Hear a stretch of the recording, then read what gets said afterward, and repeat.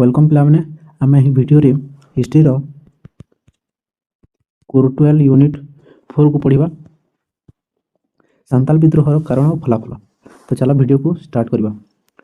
प्रथम question long question structure यहीपर रहा कथा जे प्रथम उपक्रम को टिके डिस्क्राइब करदेव, देन हेडलाइन को लिख, देन हेडलाइन लिखी डिस्क्राइब कर। ओके, तो चलो वीडियो को स्टार्ट करवा। सांताल माने हेले एक आदिवासी जनजाति से इंग्रेज मान विरोध में एक विद्रोह 1855 मसीह करथिले। ओके, जहाँ को सांताल विद्रोह कह जाए। ए विद्रोह को मध्य हल विद्रोह, ए विद्रोह को हुल विद्रोह बोली कह जाए। ए विद्रोह को आउ कौन कह जाए? ए विद्रोह को हुल बोली कह जाए सांताल विद्रोह को। एवं आउ गोटे कथा मन रखिबो जे सांताल मान को कौन कह जाए? खेरवारा। ओके, सांताल विद्रोह को हुल बोली कह जाए, किंतु सांताल मानकर अन्य नाम है खेरवारा। ओके, यह विद्रोह को मध्य हुल विद्रोह बोली कह जाए। यह विद्रोहर नेतृत्व नहीं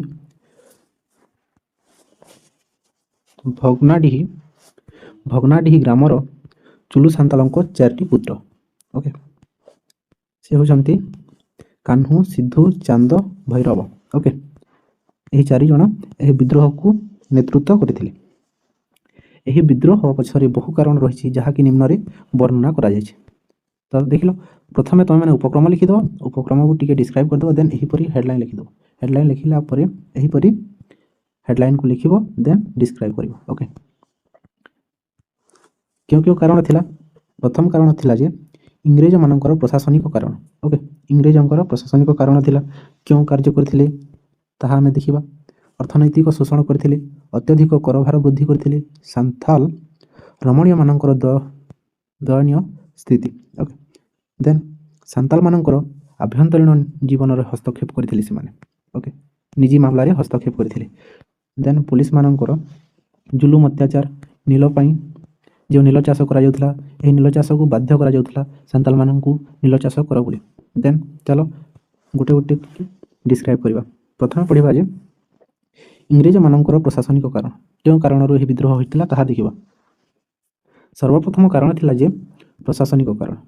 पूर्व सांताल माने निज जमीर मालिक भावे परिगणित होउथिले, मात्र इंग्रेज माने एही व्यवस्था रे परिवर्तन आनी जो जमी थिला जमीर मालिक कृषक थिले, किंतु इंग्रेज माने परिवर्तन आनी एही जमीर मालिक को जमीदार को कर देथिले। ओके, व्यवस्था रे परिवर्तन आनी जमीदार माननकु जमीर मालिक रूपे नियुक्ति दिले।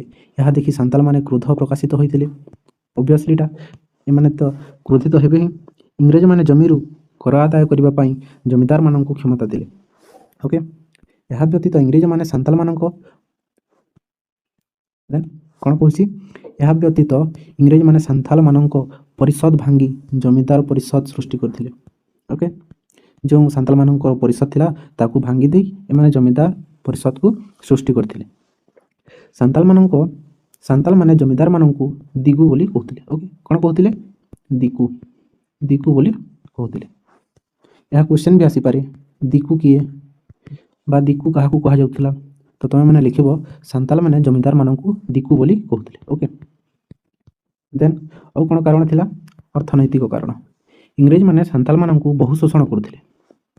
या तो देखिलो, इंग्रेज माने सांताल माननको ऊपर बहु शोषण करथिले आउ सांताल माननको ठारू बहु अर्थ कर रूपे आदाय करुथिले, जहा फल रे सांताल माने महाजन बा साहुकार माननको ठारू अर्थ रे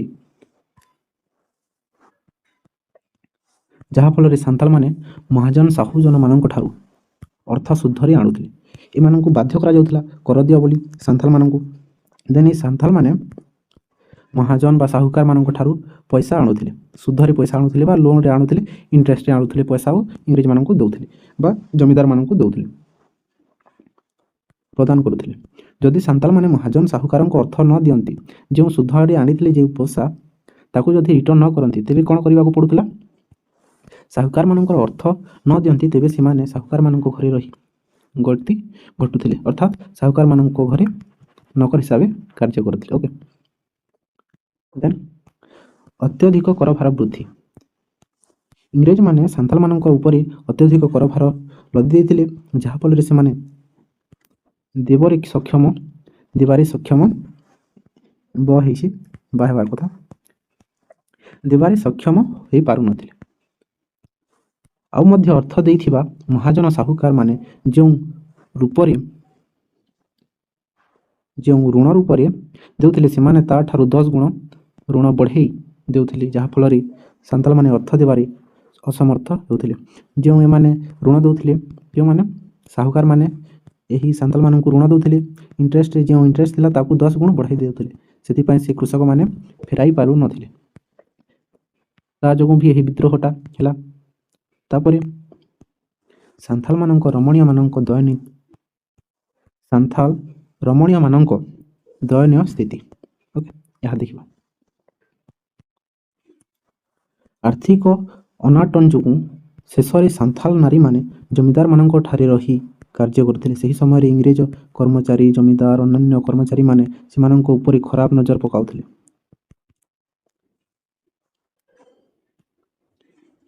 ଅତ୍ୟାଚାର ମଧ୍ୟ କରୁଥିଲେ, ଯାହା ଦେଖି ସାନ୍ତାଳମାନେ ସହ୍ୟ କରିପାରିଲେ ନାହିଁ। ଅବଭିୟସଲି କଥା, ଯେଉଁ ସାନ୍ତାଳମାନେ ନାରୀମାନେ ଜମିଦାରମାନଙ୍କ ଘରେ ରହୁଥିଲେ, ସେହି ସମୟରେ ଇଂରେଜ କର୍ମଚାରୀ, ଜମିଦାର, ଅନ୍ୟାନ୍ୟ କର୍ମଚାରୀମାନେ ତାଙ୍କ ଉପରେ ଖରାପ ନଜର ପକାଉଥିଲେ, ତ ସେମାନେ ସହ୍ୟ ନ କରିପାରି ବିଦ୍ରୋହ ଆରମ୍ଭ କରିଥିଲେ। ଦେନ୍ ସାନ୍ତାଳମାନଙ୍କର ଅଭ୍ୟନ୍ତରୀଣ ଜୀବନରେ ହସ୍ତକ୍ଷେପ କରିଥିଲେ। ସେଥିଯୋଗୁଁ ମଧ୍ୟ ସାନ୍ତାଳ ବିଦ୍ରୋହଟା ହେଇଥିଲା। ପୂର୍ବରୁ ସାନ୍ତାଳମାନେ ବହୁ ଖୁସିରେ ଜୀବନଯାପନ କରୁଥିଲେ, ମାତ୍ର ଯେତେବେଳେ ଇଂରେଜମାନେ ଆସିଲେ ସେମାନେ ସାନ୍ତାଳମାନଙ୍କର ଅଭ୍ୟନ୍ତରୀଣ ଜୀବନରେ ହସ୍ତକ୍ଷେପ କରିଥିଲେ। ସେମାନେ ଜମିଦାରମାନଙ୍କୁ ଜମିର ମାଲିକ ଭାବେ ନିଯୁକ୍ତି ଦେଲେ। ପ୍ରଥମେ ତ ସାନ୍ତାଳମାନେ ତାଙ୍କ ଜମିରେ ନିଜେ ମାଲିକ ରହୁଥିଲେ ଏବଂ ଖୁସି ରହୁଥିଲେ। ଯେତେବେଳେ ଇଂରେଜ ଆସିଲେ, ଇଂରେଜମାନେ ଏହି ଜମିରେ ଜମିଦାରମାନଙ୍କୁ ବସାଇଲେ।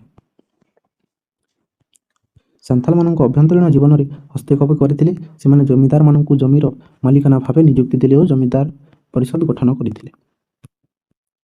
ତାପରେ ଆଉ କ'ଣ କାରଣ ଥିଲା? ପୋଲିସମାନଙ୍କର ଜୁଲୁମ ଓ ଅତ୍ୟାଚାର ମଧ୍ୟ କାରଣ ଥିଲା ଏହି ସାନ୍ତାଳ ବିଦ୍ରୋହ ହେବାର। ପୋଲିସମାନଙ୍କର ଜୁଲୁମ ଓ ଅତ୍ୟାଚାର ଶିକାର ହେଉଥିଲେ। ପୋଲିସ ସେମାନଙ୍କୁ ଧମକେଇ ସେଠାରୁ, ଫିଲ୍ମରେ ହୁଏ ନା ଏମିତି ଯେ ପୋଲିସମାନେ ଆସି ଗୋଟିଏ ଗ୍ରାମରେ ଧମକାଇ କୁକୁଡ଼ା, ଅଣ୍ଡା, ଛେଳି, ବିଭିନ୍ନ ବନ୍ୟ ଜନ୍ତୁ ଦ୍ରବ୍ୟ, ମହୁ, ଲାଖ, ଝୁଣା ଛଡ଼ାଇ ନେଉଥିଲେ। ଯଦି କେହି ସାନ୍ତାଳ ବିଦ୍ରୋହ ପ୍ରତିବାଦ କରୁଥିଲେ ତେବେ ପୋଲିସମାନେ ମାଡ଼ ମାରି ଗିରଫ କରି ନେଇଯାଉଥିଲେ। ଓକେ, ତାପରେ ଏହା ମଧ୍ୟ କାରଣ ଥିଲା ଏହି ସାନ୍ତାଳ ବିଦ୍ରୋହ ହେବାର। ତାପରେ ନୀଳ ଚାଷ ପାଇଁ ବାଧ୍ୟ କରାଯାଉଥିଲା। ନୀଳ ଚାଷ ପାଇଁ ସାନ୍ତାଳମାନେ କାହିଁକି ମାନୁନଥିଲେ? ଯେତେବେଳେ ନୀଳ ଚାଷ କରାଯାଏ ପିଲାମାନେ, ସେତେବେଳେ ଜମିରେ ତ ନୀଳ ଚାଷ ହୁଏ, କିନ୍ତୁ ନୀଳ ଚାଷ ହେବା ପରେ ଜମିର ଉର୍ବରତା ହ୍ରାସ ପାଇଯାଏ। ଓକେ, ତାହା ପଢ଼ିବା। ଇଂରେଜମାନେ ନୀଳ ଚାଷ କରିବା ପାଇଁ ସାନ୍ତାଳମାନଙ୍କୁ ବାଧ୍ୟ କରୁଥିଲେ, ମାତ୍ର ସାନ୍ତାଳମାନେ ଏହି ନୀଳ ଚାଷ ପାଇଁ ଇଚ୍ଛୁକ ନଥିଲେ।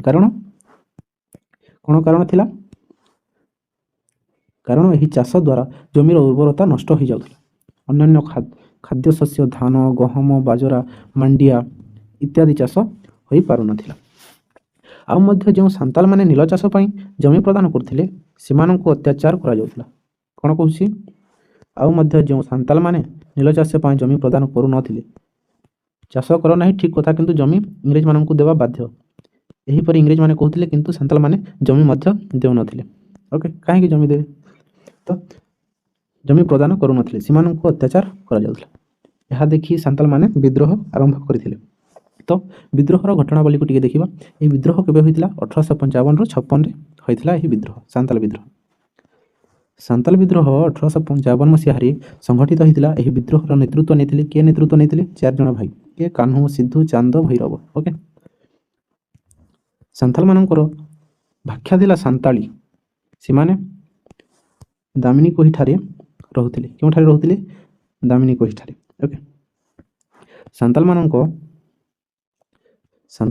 ସାହାଯ୍ୟରେ କାହ୍ନୁ, ସିଦ୍ଧୁ, ଚାନ୍ଦ, ଭୈରବ ଏହି 4 ଜଣ 10,000 ସାନ୍ତାଳମାନଙ୍କୁ ନେଇ ଇଂରେଜ ବିରୁଦ୍ଧରେ ଯୁଦ୍ଧ କରିଥିଲେ। ଓକେ, ଏହି ଯୁଦ୍ଧଟି 60 ଦିନ ପର୍ଯ୍ୟନ୍ତ ଚାଲିଥିଲା। ପଲାସି ଯୁଦ୍ଧ ତ 15 ଦିନ ଚାଲିଥିଲା, 16 ଦିନ ଚାଲିଥିଲା, କିନ୍ତୁ ଏହି ବିଦ୍ରୋହ କେତେ ଦିନ ଚାଲିଥିଲା ପିଲାମାନେ? 60 ଦିନ ଚାଲିଥିଲା। ଏହି 10,000 ସୈନ୍ୟବାହିନୀ ସାନ୍ତାଳମାନେ 60 ଦିନ ପର୍ଯ୍ୟନ୍ତ ଇଂରେଜମାନଙ୍କ ବିରୁଦ୍ଧରେ ବିଦ୍ରୋହ କରିଥିଲେ, ଯୁଦ୍ଧ କରିଥିଲେ।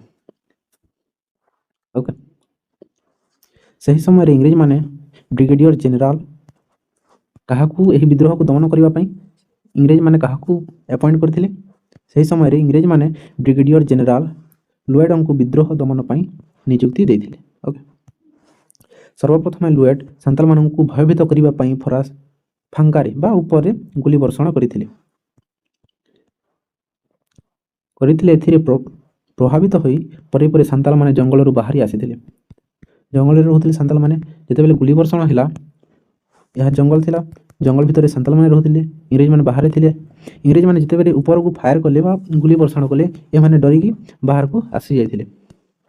ବାହାର ଖୋଲା ସ୍ଥାନକୁ ବାହାରି ଆସିଲେ, ଯାହାଫଳରେ ବ୍ରିଟିଶ ସୈନ୍ୟବାହିନୀମାନେ ସେହି ସମୟରେ ତାଙ୍କ ଉପରକୁ ଗୁଳି ଚାଳନା କରିଦେଲେ। ଓକେ, ଯାହାଫଳରେ 60,000 ସାନ୍ତାଲମାନଙ୍କ ମଧ୍ୟରୁ 15,000 ମୃତ୍ୟୁବରଣ କରିଥିଲେ। ଯେଉଁ 60,000 ଥିଲେ ତା ମଧ୍ୟରୁ 15,000 ମୃତ୍ୟୁବରଣ କରିଥିଲେ। କାହ୍ନୁ ସିଦ୍ଧୁ ଧରିବା ପାଇଁ ସରକାର 10,000 ଟଙ୍କା ପୁରସ୍କାର ରଖିଥିଲେ। କାହ୍ନୁ ସିଦ୍ଧୁ ତ ଫେରାର ହେଇଯାଇଥିଲେ, ତାଙ୍କୁ ଧରିବା ପାଇଁ 10,000 ଟଙ୍କା ଇନାମ ରଖାଯାଇଥିଲା ଆଉ ପୁରସ୍କାର ରଖାଯାଇଥିଲା। ମାତ୍ର ସାନ୍ତାଲମାନଙ୍କର ଧନୁତୀର ବ୍ରିଟିଶମାନଙ୍କର ବାରୁଦ ଆଗରେ ହାର ମାନିଲା। ଅନେକ ସାନ୍ତାଲମାନଙ୍କୁ ହତ୍ୟା କରାଯିବା ସହ ବନ୍ଦୀ କରାଗଲା ଏବଂ ବହୁ ସଂଖ୍ୟକ ଗ୍ରାମ ଧ୍ୱଂସ ମଧ୍ୟ ହୋଇଯାଇଥିଲା। ମୁର୍ଶିଦାବାଦଠାରେ ନବାବଙ୍କ ଦ୍ୱାରା ପଠାଯାଇଥିବା ମୁର୍ଶିଦାବାଦର ନବାବ ଦ୍ୱାରା ପଠାଯାଇଥିବା ହାତୀ ସାହାଯ୍ୟରେ ସାନ୍ତାଲମାନଙ୍କର କୁଡ଼ିଆରେ ଯେଉଁ ଘରରେ ରହୁଥିଲେ ତାକୁ ନଷ୍ଟ କରାଯାଇଥିଲା। ଶେଷରେ କାହ୍ନୁ ଇଂରେଜ ଦ୍ୱାରା ମୃତ୍ୟୁବରଣ ହୋଇଥିଲେ ଆଉ ସିଦ୍ଧୁକୁ ବନ୍ଦୀ କରି ଫାଶୀ ହୋଇଥିଲା। ଏହିପରି ଭାବରେ ଇଂରେଜମାନେ ସାନ୍ତାଲ ବିଦ୍ରୋହକୁ ଦମନ କରିଥିଲେ। ବିଦ୍ରୋହ ହେଇଛି ତ ବିଦ୍ରୋହର ଫଳାଫଳ ବି ନିଶ୍ଚୟ ରହିବ। ଦେନ୍ ତାର କ'ଣ ଫଳାଫଳ ଥିଲା? ସାନ୍ତାଲମାନଙ୍କ ପାଇଁ ସ୍ୱତନ୍ତ୍ର ସାନ୍ତାଲ ପରଗଣା ସୃଷ୍ଟି କରୁଥିଲେ। ଓକେ, ଆଉ କ'ଣ ଥିଲା?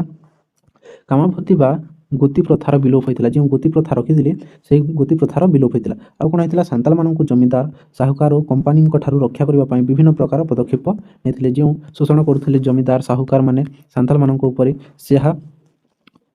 ତାକୁ ପ୍ରତିରୋଧ କରିବା ପାଇଁ ପଦକ୍ଷେପ ନେଇଥିଲେ। ସାନ୍ତାଲମାନେ ନିଜ ଇଚ୍ଛା ଅନୁଯାୟୀ ଚାଷ କରିବା ପାଇଁ ଚାନ୍ସ ପାଇଲେ।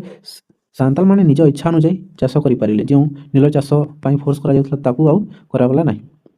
ସେମାନେ ନିଜ ଇଚ୍ଛା ଅନୁଯାୟୀ ଚାଷ କରିଲେ। ସାନ୍ତାଲମାନଙ୍କର ବନ୍ୟଜାତ ଦ୍ରବ୍ୟ ବିକ୍ରି ପାଇଁ ବଜାର ସୃଷ୍ଟି କରାଗଲା। ଯେଉଁ ବନ୍ୟ ଦ୍ରବ୍ୟ ଥିଲା ତାକୁ ବିକ୍ରି କରିବା ପାଇଁ ବଜାର ସୃଷ୍ଟି କରାଯାଇଥିଲା।